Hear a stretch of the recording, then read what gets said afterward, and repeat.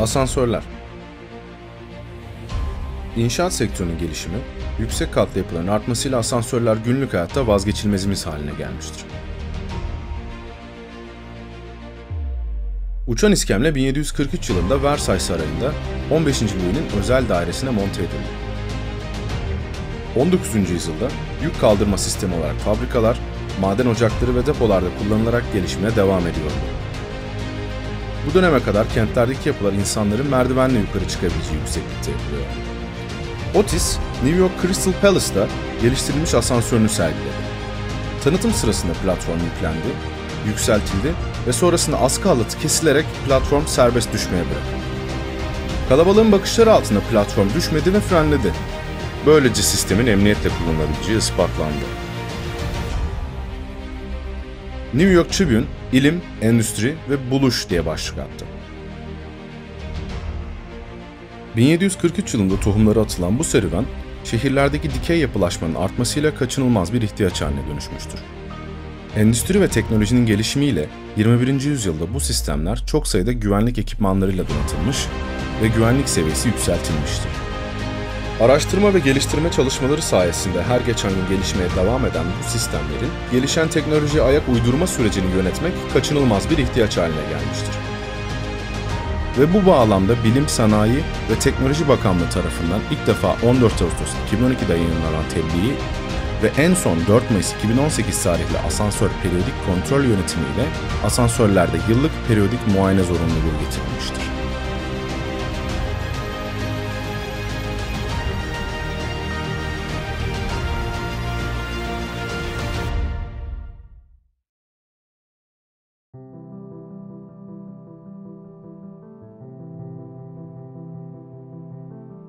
Protokol imzalanan belediyelerimizde titiz bir çalışmayla belediye sınırlarındaki bütün asansörler tespit edilir. Belediye sınırlarındaki tüm asansörler tespit edilirken yapı sorumluları yönetmelik, tebliğ ve standartlar hakkında bilgilendirilir. Asansör tarama sonucundaki sorumlu, bilgileri veri tabanına aktarır ve yapı sorumlularının yönetmelik gereği yapmak zorunda olduğu asansör muayenesinin ilk adımını atmış olur. Unutmayalım ki asansörlere periyodik kontrolünün yaptırılması sorumluluğu, Bilim, Sanayi ve Teknoloji Bakanlığı'nın yayınlamış olduğu 4 Mayıs 2018 tarihli Asansör Periyodik Kontrol Yönetmeliğinde, periyodik kontrolün yaptırılmasına dair yükümlülük, ilgili idare ve bina sorumlusuna aittir. Maddesinde de açıkça belirtildiği gibi, bina yöneticisine aittir.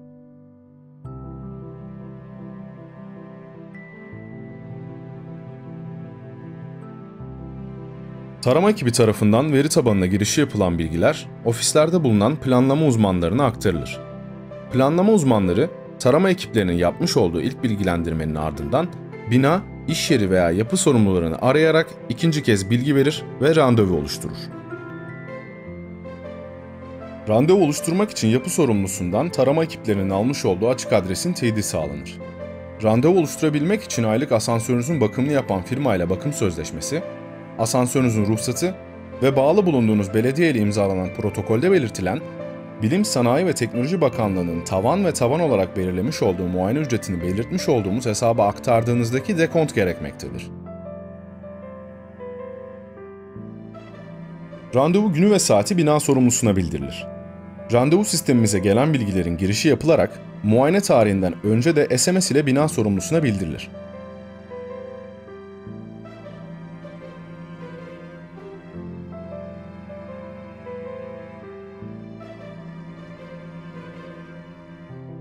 Muayene günü geldiğinde pratik ve teorik sınavlarla yetkilendirilen uzman muayene mühendislerimiz güvenlik ekipmanları, teçhizat ve etiket hazırlıklarını yaparak muayenenin yapılacağı adrese doğru yola çıkar.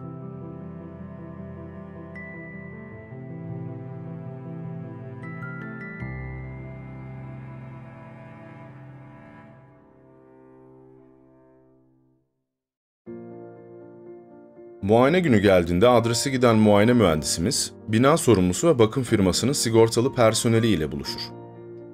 Kısa bir bilgilendirmenin ve belge kontrollerinin ardından muayene süreci başlar. Muayene mühendisi ve bakım firması, muayenenin yapılacağı asansörlerin yanına gider. Muayenede kuyu dibi, kabin içi, kabin üstü, makine ve var ise odasının kontrolü gerçekleştirilir.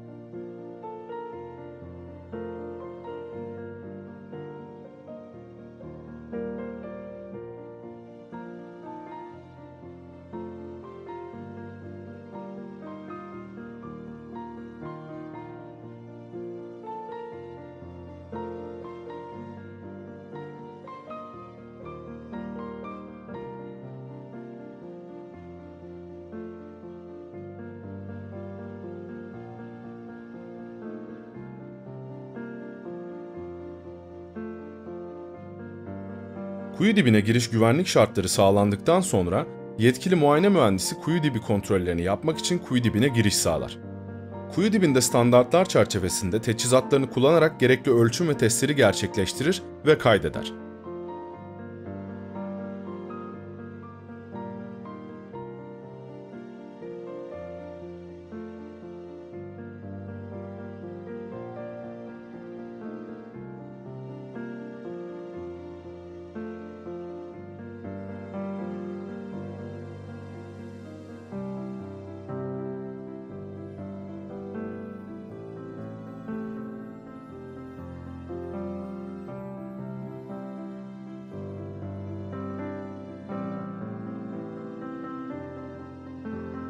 Asansörün kabin içerisinde bulunan tüm aksamları denetlenir.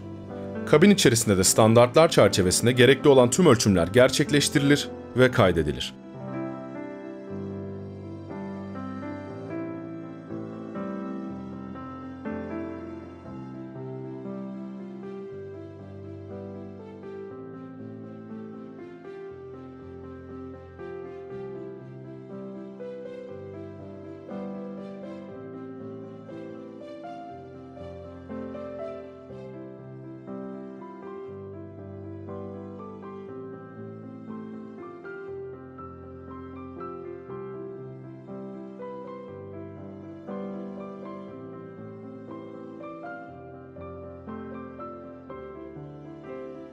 Kabin üstü kontrolleri, kabin üstüne giriş güvenlik şartları sağlandıktan sonra yetkili muayene mühendisinin kabin üstüne çıkmasıyla başlar. Unutmayalım ki asansör hem kullananlar hem de bakımını yapan kişiler için güvenli olmalıdır. Kabin üstünde de gerekli ölçüm ve testler yapılır. Ray bağlantıları kontrol edilir. Kapı kontrolleri yapılır. Dünyada yaşanılan asansör kazalarının çoğunun nedeni kat kapılarının yanlış bağlantıları sonucunda gerçekleşir. Türkiye'de de yaşanılan kazalardan da yola çıkacak olursak, Bilim, Sanayi ve Teknoloji Bakanlığı'nın 2017 yılındaki verilerine göre kayıt altında olan 356 bin asansörün 87 bininin güvensiz olduğu tespit edilmiştir. Kayıt altında olmayan birçok asansör bulunmaktadır. Royal CERT olarak ilkemiz tüm asansörleri güvenli hale getirinceye kadar denetlemektir. Pano denetimleri yapılırken emniyet şeması ve panoda yer alan talimatlar kontrol edilir. Panoda yer alan role ve devrelerin doğru çalışıp çalışmadığı yapılan testler neticesinde belli olur. Yapılan kontroller sonucunda asansör güvenli ise yeşil etiket, asansör hafif kusurluysa mavi etiket, asansör kusurluysa sarı etiket, asansör güvensiz ise kırmızı etiket iliştirilir. Güvenli olmayan asansörlerin güvenli hale getirilme süreleri sorumluluğu, Bilim, Sanayi ve Teknoloji Bakanlığı'nın yayınlamış olduğu 4 Mayıs 2018 tarihli Asansör Periyodik Kontrol Yönetmeliğinde yer almaktadır. Hafif kusurlu olan ve mavi etiket yapıştırılan asansörün takip kontrolü yapılmaz. Kırmızı etiketli asansörün güvenli hale getirilme süresi 60 gün, sarı etiketli asansörün güvenli hale getirilme süresi ise 120 gündür. Unutmayalım ki düzgün bakımı yapılmayan güvenli yeşil asansörler bir sonraki periyodik denetlemede güvensiz hale gelmiş olabilir. Bu yüzden asansörlerin aylık bakımlarının takibi de önemlidir.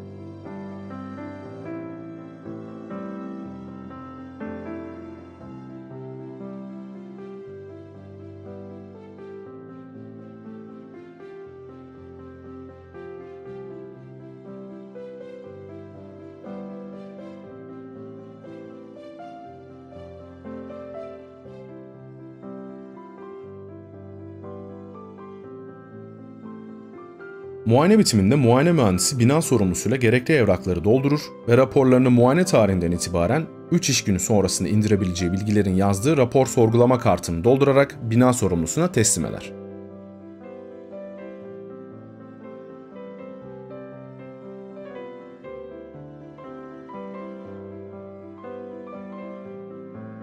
Sektöre girdiği günden bu yana sürekli olarak kendisini geliştiren, çevresiyle yeni ilişkiler kuran ve teknolojik ilerlemeler gösteren Royal bu hızlı ilerleyişe devam etmektedir. Bizimle birlikte sektörün de ilerlemesi adına yaptığımız yatırımlar hem bizleri geliştirmekte hem de bu piyasada yıldızlaşan marka değerimizi en iyi şekilde temsil etmektedir.